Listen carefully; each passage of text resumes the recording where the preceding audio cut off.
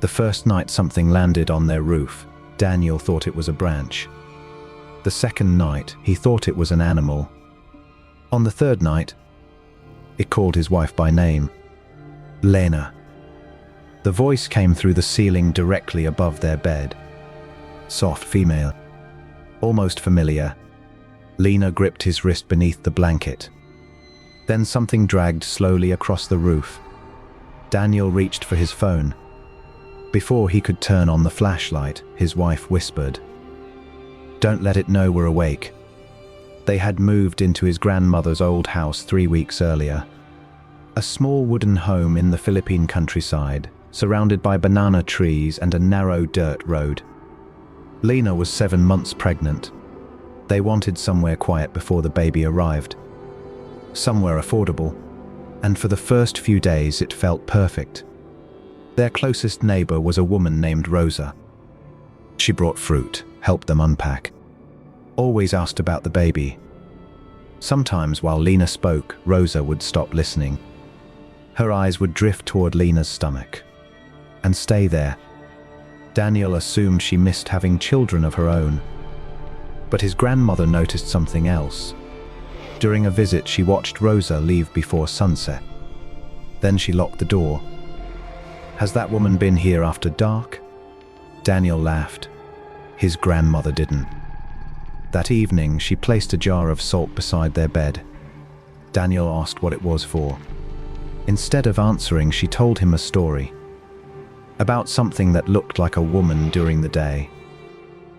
Something that lived among ordinary people, that smiled at neighbors, that waited until everyone had gone inside. Then, somewhere hidden, it separated.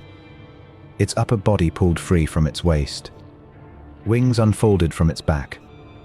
And while its legs remained standing in the darkness, the rest of it went looking for food. His grandmother called it the Manananggal. Daniel smiled politely, until she told him what it hunted, and looked toward the room where Lena was sleeping. Now, 3 nights later, something was on their roof, whispering his wife's name. Daniel stared at the ceiling. Between 2 wooden boards, a thin shape appeared. At first, it looked like a wet piece of string. It lowered another inch, then another, and bent toward Lena. Daniel pulled her off the bed. The thing snapped upward. Something screamed above them. The roof shook so violently that dust fell from the rafters. Then came the wings, heavy, beating against the night air. And suddenly, silence. They called his grandmother. She listened without interrupting, then asked one question. "Where does Rosa go when the sun sets?" Daniel looked through the window. Beyond the banana trees stood an abandoned storage shed. That afternoon, he had seen Rosa walking toward it. He hadn't seen her come back. His grandmother's voice tightened. "Take the salt." He wanted to put Lena in the car, drive until the village disappeared behind them. But the moment he opened the front door, something shifted above the porch. Waiting. Lena saw it too. She pulled him back inside. Their bedroom had a narrow window. Daniel climbed through it while Lena locked herself in the bathroom. He crossed the yard without a flashlight. Behind him, the roof creaked again. The shed door stood partly open. Inside, something pale waited in the darkness. Daniel raised his phone. 2 bare feet. A skirt. A woman's lower body, standing upright beside a stack of empty sacks. There was nothing above the waist. For several seconds, he couldn't move. Then his phone vibrated. A message from Lena.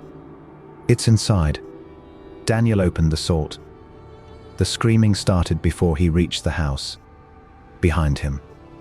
Above him. Everywhere. He ran. Something struck the ground at his heels. A hand caught his shirt. The fabric tore. He reached the rear window, and Lena pulled him through. Outside, Rosa began to cry. "Daniel, please." He could hear her crawling beneath the window. "You don't understand what you've done." Neither of them answered.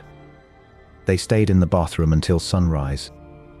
When the birds began singing, Daniel finally looked outside. The yard was empty. So was the shed. Only 2 bare footprints remained in the spilled salt. They left that morning. Months later, Lena gave birth to a healthy daughter. They never returned. But last night, someone knocked on their apartment door. Daniel looked through the peephole. A woman stood outside holding a basket of fruit. He didn't recognize her.